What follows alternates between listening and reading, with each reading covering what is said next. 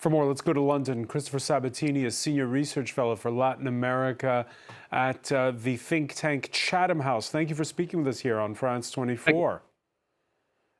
You heard our correspondent there earlier describing it as becoming another Colombia or another Mexico?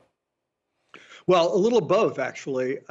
Colombia is obviously a producer of the coca leaf and cocaine, but it's Mexican cartels who've sort of taken root, as well as the Colombian narcotics traffickers. But Mexican cartels are really the ones who've taken over in Ecuador in terms of the transshipment and shipping it to the north, both to the United States and to Europe, as your very good story just now indicated. So you've got both the combinations of a on-the-ground production unit, the taking over of elements of the state, as well as transshipment, which basically risks tipping Ecuador into a narco state should this not be addressed, as Noboa is clearly trying to do, and taking it head on. But of course, it's going to bring more violence, very similar to what we saw in Mexico when Felipe Calderon was elected in 2006, and sort of decided to try to decapitate the Mexican narcotics traffickers, and exploded in violence that we're still seeing today in Mexico, and simply hasn't worked in Mexico. So it's going to be a difficult road.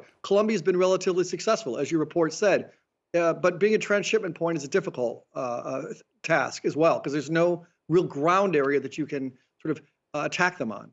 Yeah, and you heard our correspondent describing how on the radio earlier, President Noboa sort of goading the escape gang members, saying, go on, try to take a shot at us.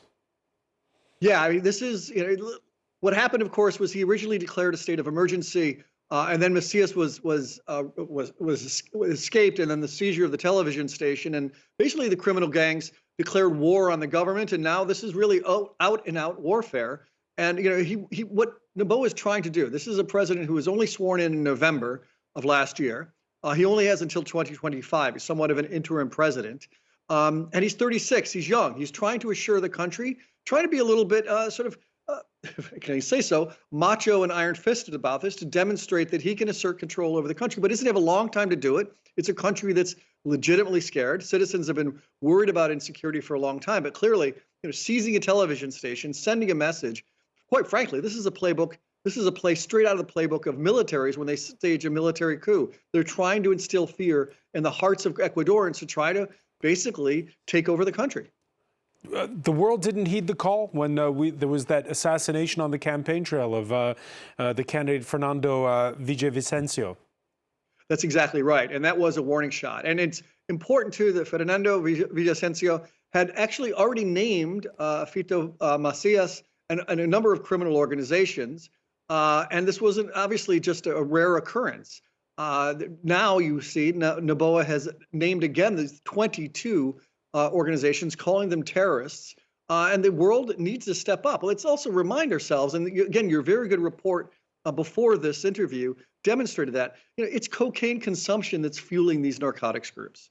That cocaine consumption is occurring mostly in the developed north, in the United States and Europe. These countries, these regions, need to step up and assist a democratically elected government retain control and regain control over territory and a government to be able to prevent Ecuador tipping into a narco state. Yeah, and because it's we saw in that report about how there's the United States, which can play a role, but a lot of that cocaine through the port of Antwerp and other places also coming to Europe. Yeah, and that was sort of one of the big advantages, oddly enough, for where and why Colombian narco traffickers, after the crackdown on narcotics trafficking and the peace agreement a few years ago in Colombia, where they sought to sort of move their business operations, was because you had a port that had steady business with Europe, with the United States. Was the Pacific area was relatively unpoliced, unlike the Caribbean and the Atlantic. So it really provided, if you will, sort of virgin territory for a number of these narcotics organizations to move their product to the markets where it's most in demand. Quick final question for you, Christopher Sabatini. What does this young 36-year-old president do now? Well, I think he has to show resolve. I think he's already doing that. I think he needs to also try to calm the fears of citizens. What the narcotics traffickers are trying to do, the terrorists are now trying to do, is trying to sort of instill sort of a certain amount of disrespect or lack of confidence in the presidency to restore order. I've seen this in other countries, in Peru, for example, in the 1990s.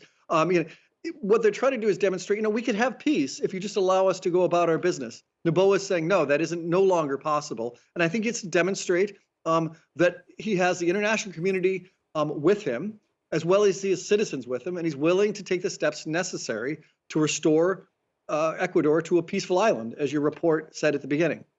Christopher Sabatini, so many thanks for joining us from London.